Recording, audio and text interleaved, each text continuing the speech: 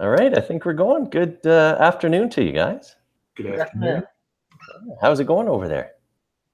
Beautiful day in Cleveland, Ohio. Beautiful day, yeah. Good. Yeah, we got one of those here too. It's smoky though. We got a lot of smoke in Alberta coming over from BC. Oh, for real? What, for fires? Fires, yeah, like 400 fires or something like that. It's crazy. Yeah. Anyway, we got a lot to do today on teams and stuff. Are you guys good if we just jump in? Yes. Okay, cool. I'm going to share my screen right away here just to recap the schedule where we're at and show you I updated a couple things. So I've got it here. I'm just going to jump right into week 3 here. And just a reminder that we won't sort of cover it today, but the Idea Maker game you would have covered. So actually, I just go back slightly to say that right before that is the brute force ideation, which is starting it with, more than most people do, the ideation process, building people, but also being able to, at the end of that, to be able to say what they're doing wrong, what was wrong with that process. Not that they did it wrong, but what's wrong with what most people don't even do. And then you'd get into the Idea Maker game, right, which followed from those warm-ups and that. And then quiz 1, this is sort of Tom's schedule here because he's Monday, Wednesday, Friday. Yep. Quiz 1 would have been done, which Tom and I discussed last time. So you can find that in the video that's temporarily located here. And I posted all that in the folders, guys. And then the point is to get to this. You'd hand out the picking a darn good team form and tell them, next time we're going to do that. And so same thing happens here, Don. You would hand it out at the end of the Idea Maker game. Just because you've got one class less going on here. And then for you, Don, on Thursday, it's team formation. And you, Tom, it's team formation on the Friday following that. So those are the 2 topics for today, really, is what's that form all about? How do I use that? You can complement and contrast whatever you might want to say about that or how you'd use it differently. And then I'll walk you through that team members agreement and what I do with that too. Cool. I like it. Okay. So does that sound good? And should we just keep trucking? Yeah. Yeah. Okay. Then, like I said, I'm going to start with that form that I hand out to them. And so I got a copy of it here. You guys can find it in the shared folder too. There are 2 formats of that. One of them is this one here, picking a darn good team form version 2. Actually, I'll pull them both up and you can have a quick look at the differences. They're almost the same, but I've had some people who teach this kind of stuff say to me, Alex, so you can see here, tough to see, I think, but good enough. The big difference is this piece in the middle of this form isn't here. I've rearranged things because some people have said, you know what, I'm not allowed to ask my students to work. Sorry, you lost sharing your screen. It's lost the screen share? Oh, okay. Sorry, man. Do that again. We like looking at you and everything, but you got it back now? Sort of. No. It went blue. Yeah, the blue's me. Hang on. What's going on is my Mac. You know what? I think I stopped the sharing myself. I hit the wrong button, I think. There you go. Yeah, now you're good. I'm good now. Okay. What I was trying to do was show you the difference between these 2. And it's only slight, but just in case you care. One of them has this, what's your availability outside of class? And the other one doesn't, because some people said, I'm not allowed to ask my students to work outside of class. In particular, that was when I was working with high school students. Teachers who said, yeah, I can't really, they can't get together in groups outside of class. But so anyway, there's those 2 forms. But I'll just show you this. There's 2 instances of it on the sheet because you print it and then paper cut it down the middle.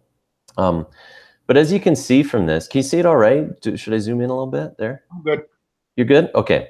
What I'm doing is giving the students a sheet that they can capture some of the stuff that's important to them about being on a team. And I tell them, there's a couple angles on this. One is when I was on a team, I hated teamwork, but I had to do it.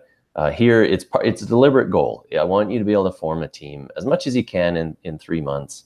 Go through the process because entrepreneurship is about, teamwork as much as individual work, if not more. And, being a leader and a follower on the same team, but it's also practical. I hated teams because they sometimes didn't work. I tell them about how we sat around the table once when I was a student and we said, what grade do you want to get? And everybody said B, B, C plus, and I was the A plus, and I was so stressed out. And there are other people on the other side of it were like, oh God, here's the A plus guy, right?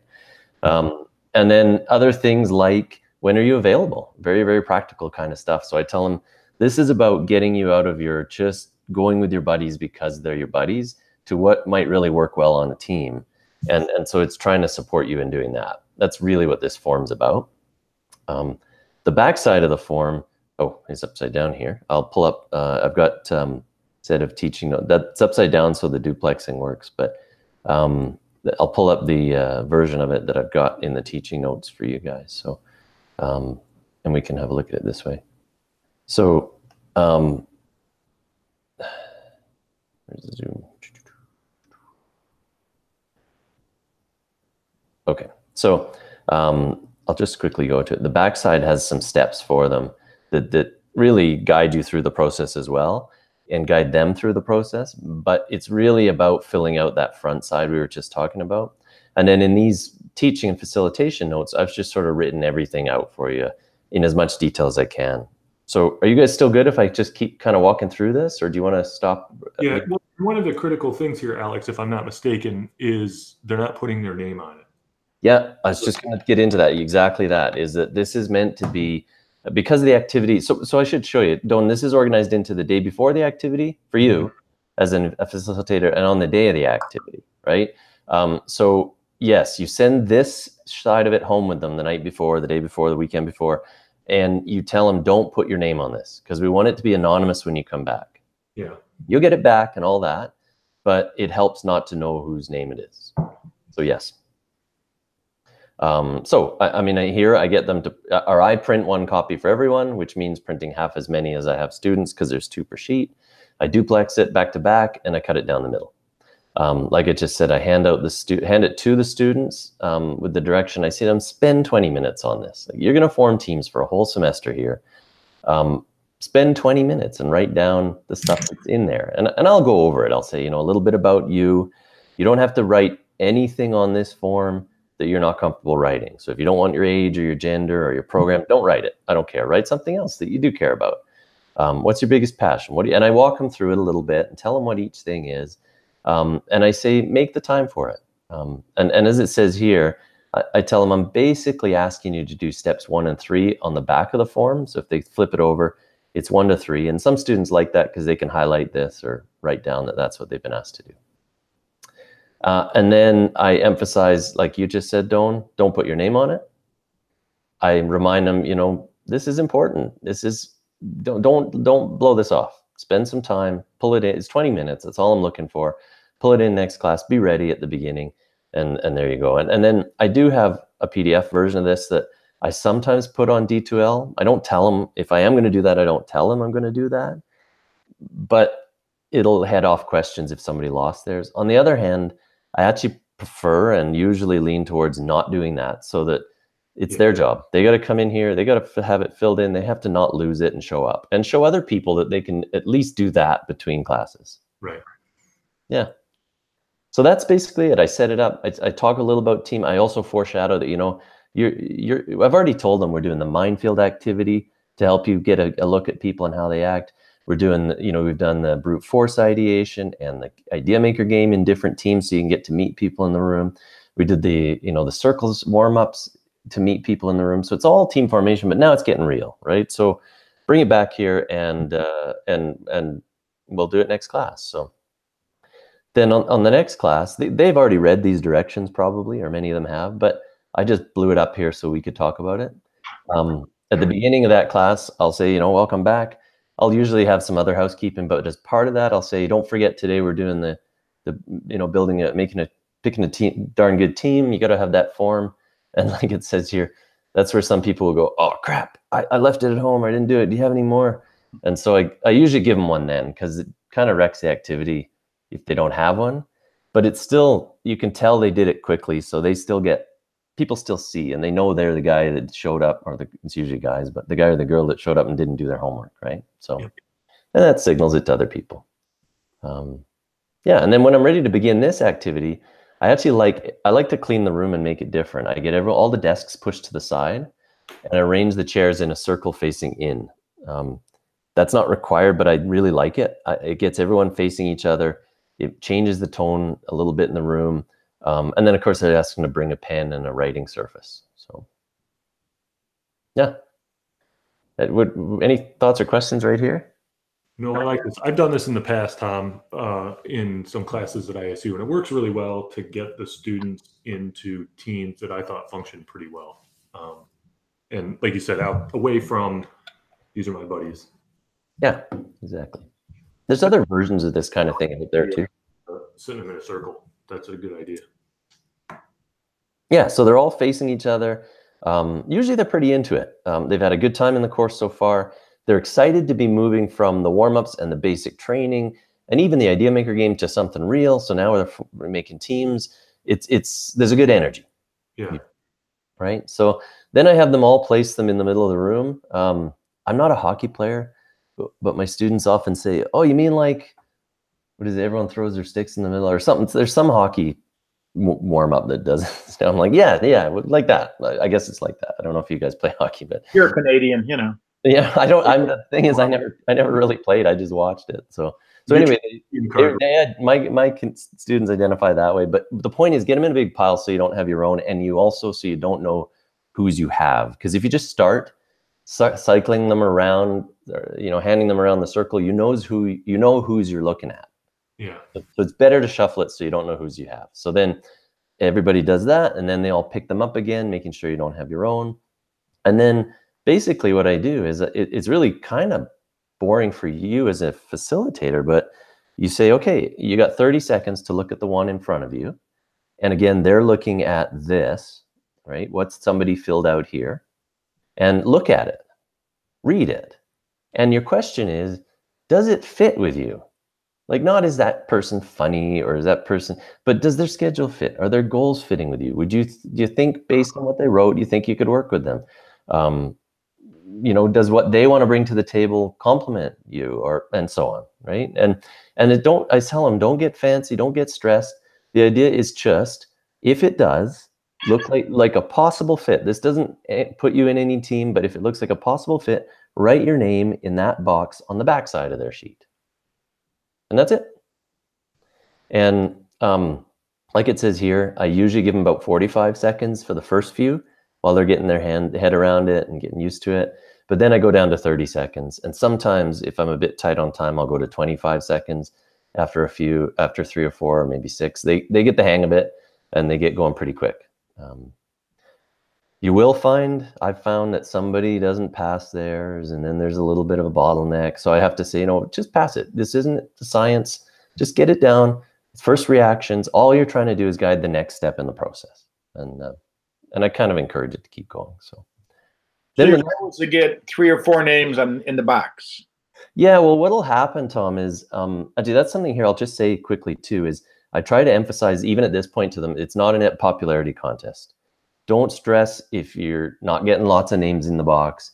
But to your question, normally I'll have each box will have 12 to 15. Yeah, 12 in a class of 30, they'll have 12 in there, 10 to 12. And that's where I emphasize this popularity thing, because there's often somebody who has a ridiculous schedule. Like, it doesn't work with anybody. And so they only have 1 or 2 names in there. And I have had, I think of this one young woman in particular, she was really kind of clearly upset. And so that's where I often will say, look, this is just about matching schedules. It doesn't mean people don't want to work with you, or it doesn't mean that you guys know that, right? And I said, we're all adults here, right? And they go, yeah, I guess I know that. But yeah, end up with about 10 in each box. I had one, same thing, kind of, Alex and Tom, that I had one when I did this, and I had one where, the availability they marked on their schedule was like Tuesday from 2 to 3. That's it. Yeah, exactly, right? What do you expect? I mean, if you're not available, then you can't do it, right? And so they had to figure out, but I had to talk with them about virtual teams and other ways you might be able to contribute if you can't meet, all this kind of stuff. But, you'll get some of that. Just make sure I understand. So every form is looked at by every kid? Yeah. Okay. Yep. It goes around, every person looks at every form and writes their name on the form if they think they might be a fit with that person. And they can write their name on as many forms as they want. Yep. Mm-hmm. When they get their own form, they just pass it on? Yep. Yeah. Yep. They just skip it. And so what you'll see happening as they're going around is there's always one or two that you see bubble around the room. It goes around, like moves around all the way around, that everybody laughs at. So some jokers put something funny or ridiculous and they didn't realize it or something. So you'll get that. You'll get people will say, well, if I have mine, and then they kind of realize, oh shoot, I shouldn't have told people that mine was right here right now, because then they realize that people are going to count. But these things happen, right? And then eventually they'll go, yeah, I think I have the one I started with. So you say, oh, okay, perfect. Everyone too? Same boat? Let's stop then and move on to the next bit. Yep. So it doesn't take long. I mean, you can do 30 seconds times, well, add a couple minutes. 30 seconds times 30 people plus 2-3 minutes. That's what you spend on it. Yeah. And I found when I did it, I found the 30 seconds even got to be a little long. Yeah. Get in the habit of a couple of them, they just sort of rip through them pretty quick because they know these. I'm going to focus on the schedule, or I'm going to focus on goals or whatever. Yep. It goes pretty quick when I did it anyway. Yeah. And I don't mean to stereotype, but the trend I've seen is that first year students spend some time, fourth year students spend a little bit more time, and grad students spent way more time. I had to say, come on, guys, this doesn't, but they had written way more things. Like, I'm technically interested in, biomedical devices for blah, blah, blah. And I was like, just, go. So, yeah, but it's pretty straightforward, that first bit. So I'll share my screen again here and just show you what the second half of this one looks like, or at least what the notes on it look like. So we all get them, I get them to place them on a table or on a desk or on the floor if I have to. So face up with the writing side, like the side they wrote on it overnight, the homework side, facing up. And then I say, go find your own. And that just takes 3 minutes. They all go get their own. And then it's really I often will, I forgot to write this in here. I'll do that before I post this, or I'll repost it to you guys, that I'll get name tags and have everybody make a name tag. So, because on the back of their sheet are a bunch of names, right? Imagine you get your sheet back and it has 5, 10, 12 people's names on it. You want to be able to go find those people.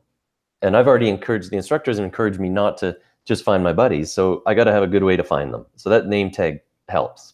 And then I'll say, you're all adults here. I'm not going to form your teams. We've done days and days of getting to know each other and building skills.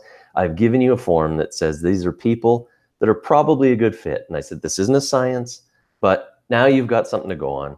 Form teams in this room. And then I'll say again, don't just go to your buddies right now. And then they'll say, okay, how big should the teams be? And I'll say, okay, well, I need to have, at most 8 teams. Ideally, I'd like to have 6 teams. There's 30 of us. So, teams of this big. I just do the math real quick in front of them and they say, okay, then let's try. And so even then though, I have to walk around and say, okay, you guys don't pick based on who your buddies are. Are you picking based on, skills and that kind of thing? This last part here, and I have to emphasize that. But I tell them, you do it. It's your process. You go. And I'm just there to kind of help. Yeah. That makes sense? It's a good process. Like I said, I think I found that works really well. Yeah.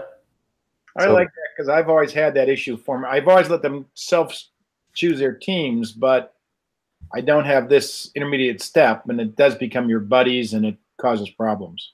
Yeah. I mean, and the flip side is, guys, I'm just thinking of this team I had. They were all in accounting. Their schedules were the same. So right. It helped them that way. But then they admitted to me later, they said, Alex, you were right. We should have mixed it up. We're all thinking the same way. We all have the same network. We all, all those so I tell those stories when I'm doing this activity about that accounting team and that other team, and just tell them, these are the things you want to think about. It's your call. And I said, I have to, I don't apologize for you being in teams here. Even though, like you, I tried to avoid it because of time, but this is important for this activity. So I'm giving you the responsibility and I'm giving you the tools to do it in a smart way. But at the end, Can you put the form back on the screen real quick? Yeah, sure. The front, the part where they fill out. Yep. I want to see one thing. Okay, yeah. This one here? Yeah. Yep. So I'm trying to read it here. Oops. Yeah, I'm going to zoom in a little bit here. Is that better? Yeah, thanks. Yeah. All right, good, because that does identify accounting versus presentation versus art or whatever it is. Okay. Yeah, exactly. I didn't go into it too much here, but yeah, we have, good. You know, your passion, what is success. And I tell them that can be grades. It could be having a good time. It could be learning something. It could be meeting entrepreneurs, whatever it is for you. Right. And one thing, I don't know if you had mentioned this before, Alex, but Tom, one thing I found that was helpful too is I explained to them all, like, you're going to be in this team for a semester and you're going to be putting a lot of time and effort into this class. You're going to be spending a lot of time with these people.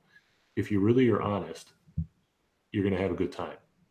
But if you don't be honest in filling out this form, it's likely that you may not have that great of an experience in this. So, you know, again, I mean, like you said, Alex, you put it all on them, but you say the whole point of this process is for you to get in a good team so you can have a good experience. You choose it or not. But I tell them when they're filling out the form, like, it's all anonymous. So just be honest. Yeah, and looking at the syllabus, this is well over half of their grade comes from things they're doing with this team. Right.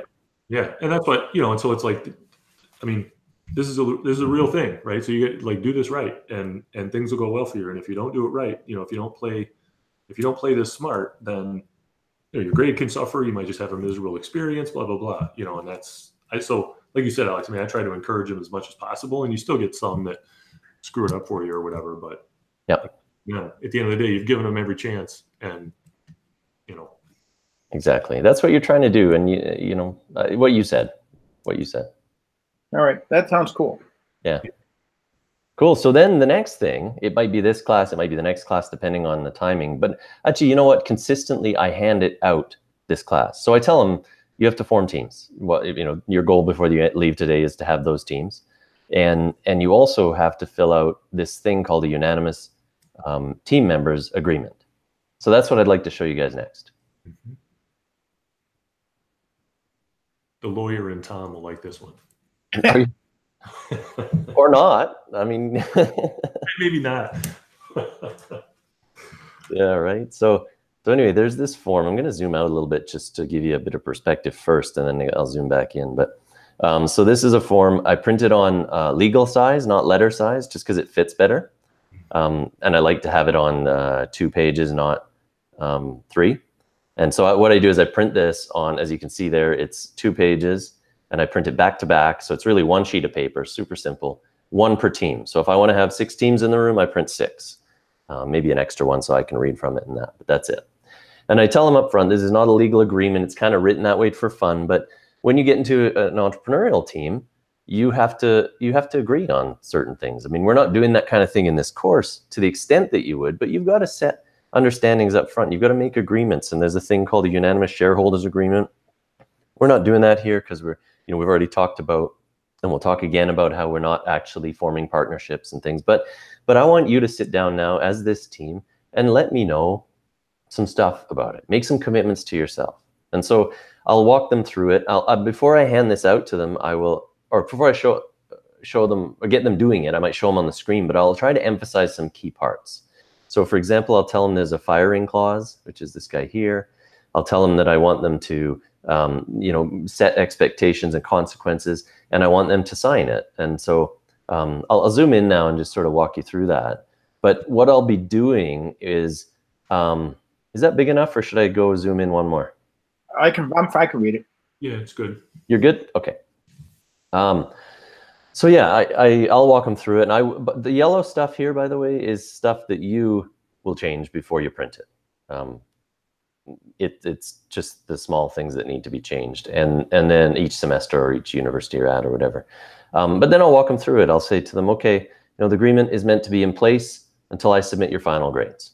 Confidentiality means you're going to meet your teammates, and there are going to be things you'll learn about them, or someone's going to be having an issue, and you're going to commit to keeping those kind of things confidential where appropriate and where important, right? In my case, I say I want everyone on the team to have a single mark. I say the success of a venture doesn't vary for each person in the venture.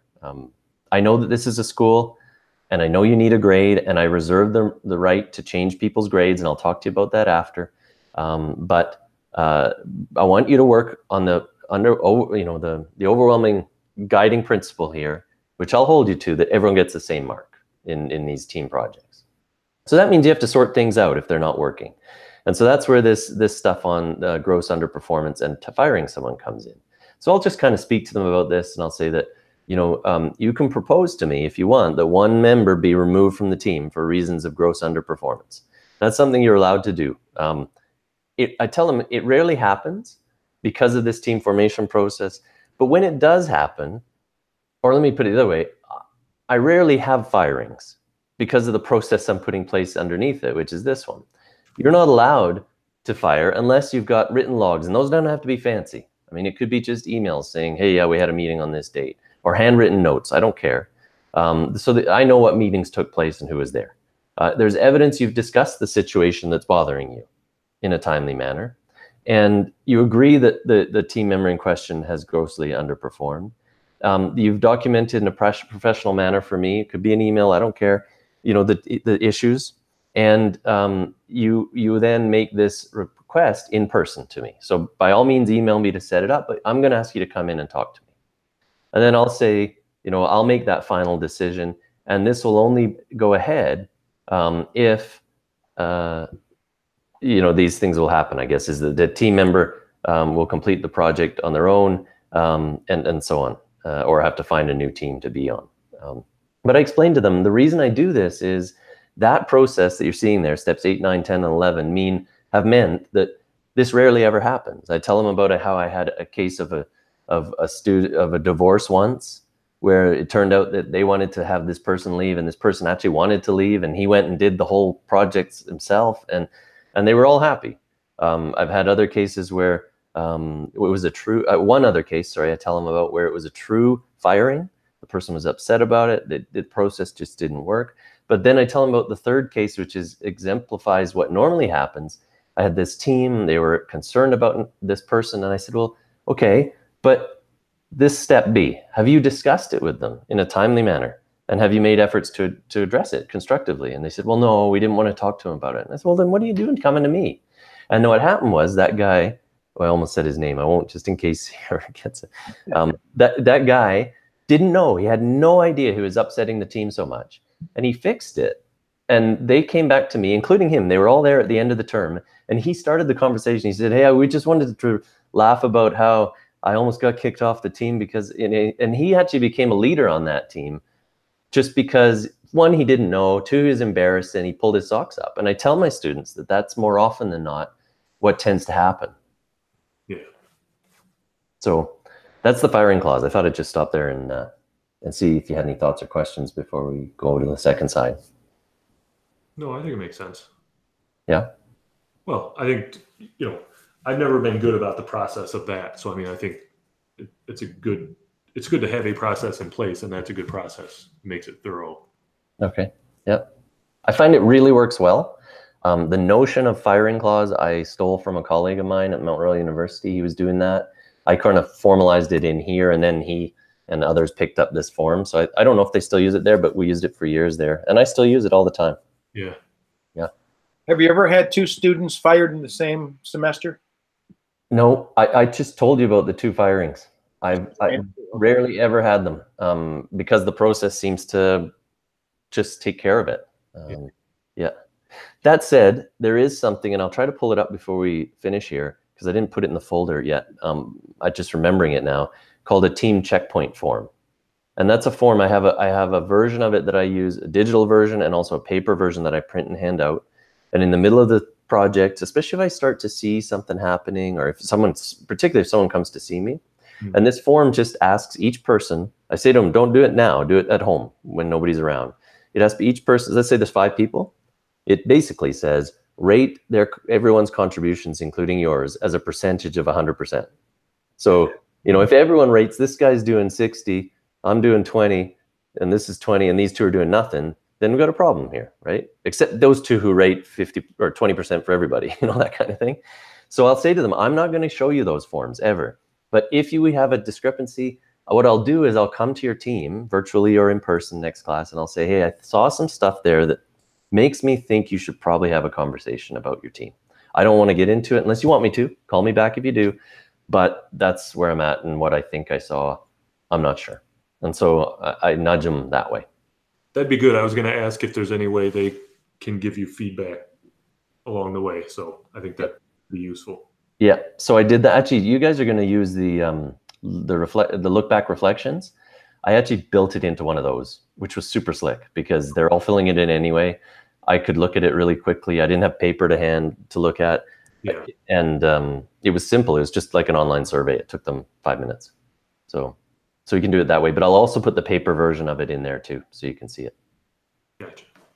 Yeah, so that's been handy. I use that every semester as well in the middle. But I tell them again, I'm not trying to adjust your grades. There's nothing, because they'll say to me, is there a way to make it so that this person gets, like they're always kind of whispering, gets a lower grade on the project? And I say, nope, not really. I reserve the right to give someone a low grade if they're not showing up, they're not doing their part. I'll know that. And I'll see it in the Google Docs that they have never contributed. I'll know that and I'll do it for some. But generally speaking, you have no levers to pull there. You got to fix the problem rather than hope I'll compensate for it.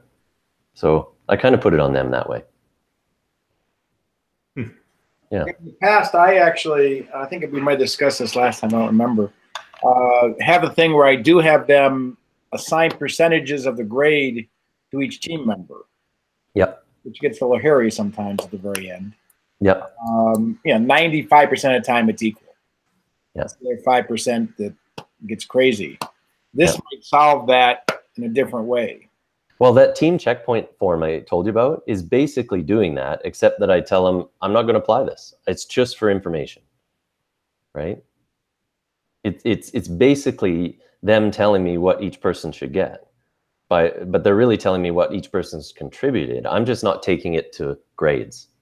I just say, I want to know. And I'm going to tell you if I see a discrepancy. That's all.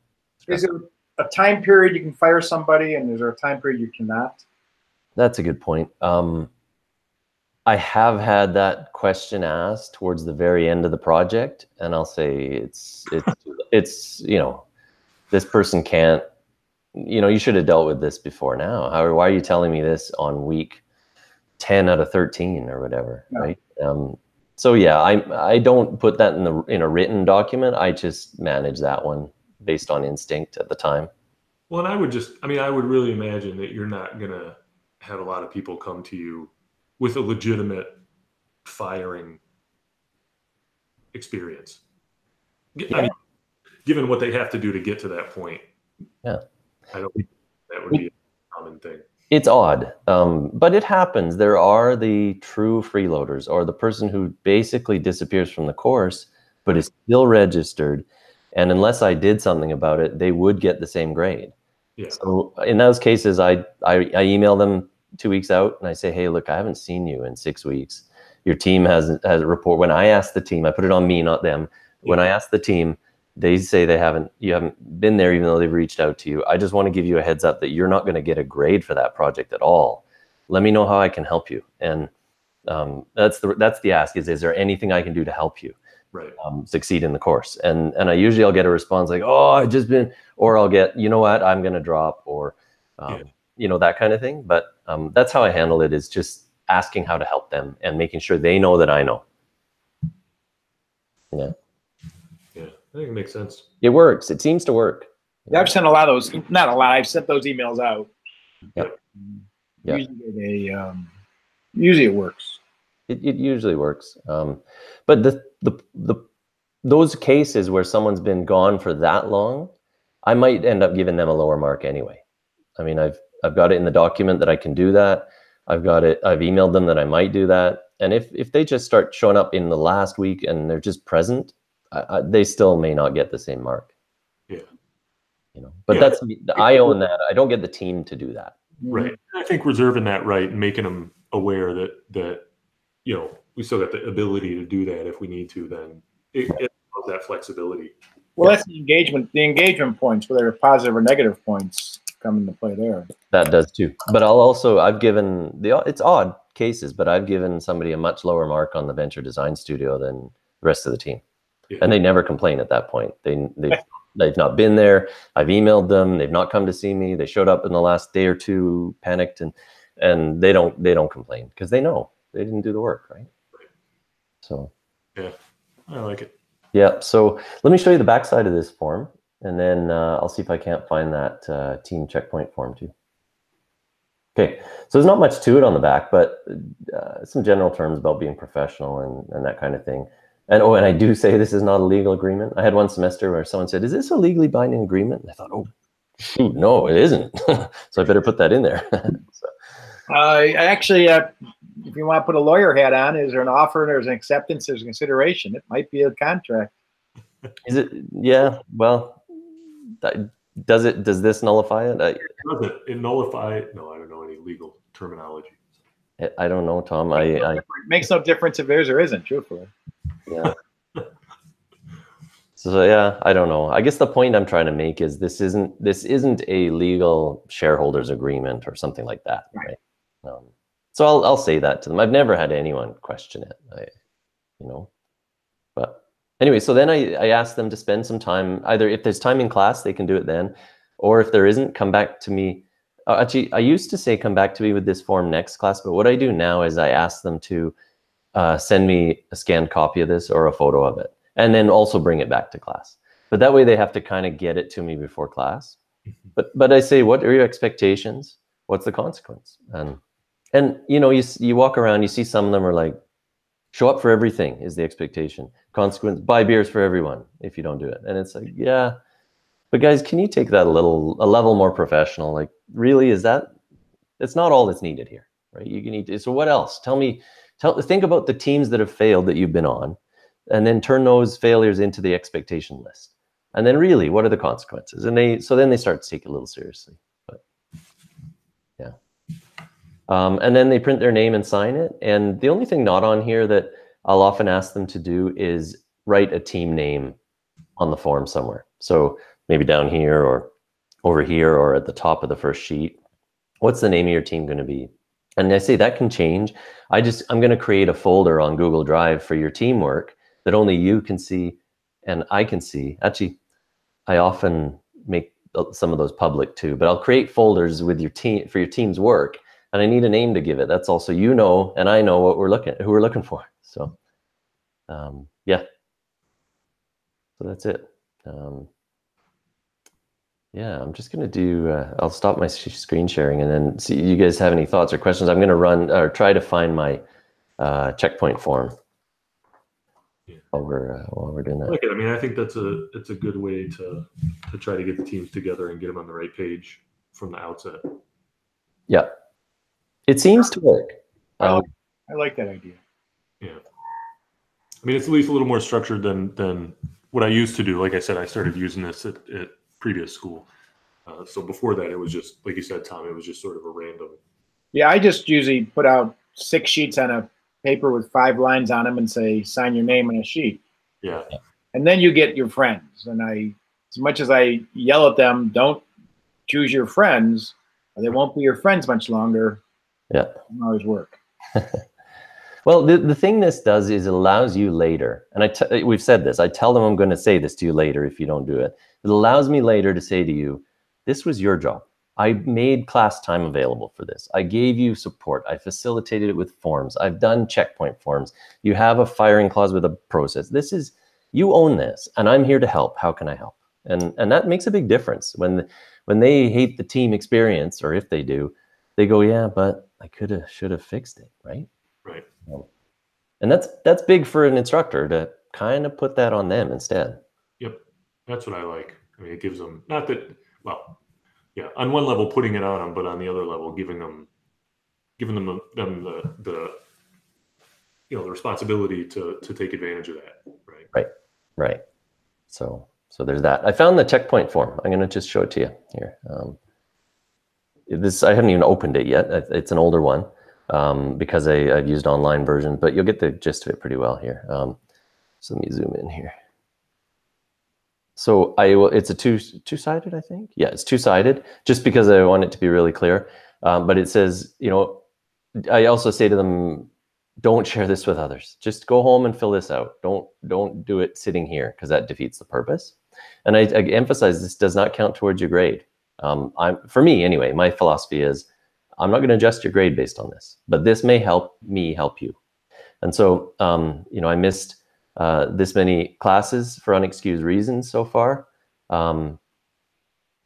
I would rate my engagement. My teammates would rate my engagement, and then fill out your contributions as a function of 100%. And on the back, I have some examples. So if there's 4 of you, right, you did 25%, and these bozos did 25 each, you're in good shape.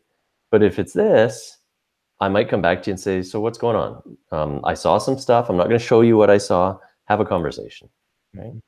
Yeah. And that's it. And like I said, just this piece of paper can do it. I do it online out of convenience, but this piece of paper is just as good. Yeah. Good. And the overwhelming majority of those that I get back, all equal percentage. You do see the second group would be there's always that team lead 1 or 2 people that push harder, and people give them 30-30 and then divide out the other percentage evenly among the other 5 people or 3 people or whatever. And that's okay. I don't worry about that. That's how life is. But it's when you get that this person's doing 5%, and everyone else is carrying it or something off. Yeah, I mean, I think it'd be it's a good way to look in on the process and make sure there's no disasters happening. Yeah.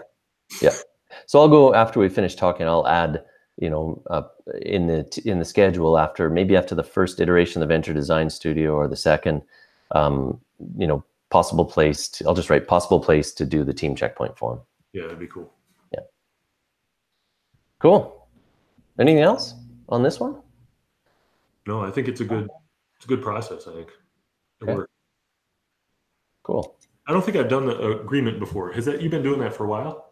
Yeah, I've been doing that since, what did it say? Well, I don't know what it said. For lots of years, 2012, I guess. I did the form of Darn Good Team, but just not the agreement for some reason. But yeah, I like the agreement. It you know what? It helps me too, because when I mark the first team submission, I'm like, who's on that team again? And I pull out the agreement.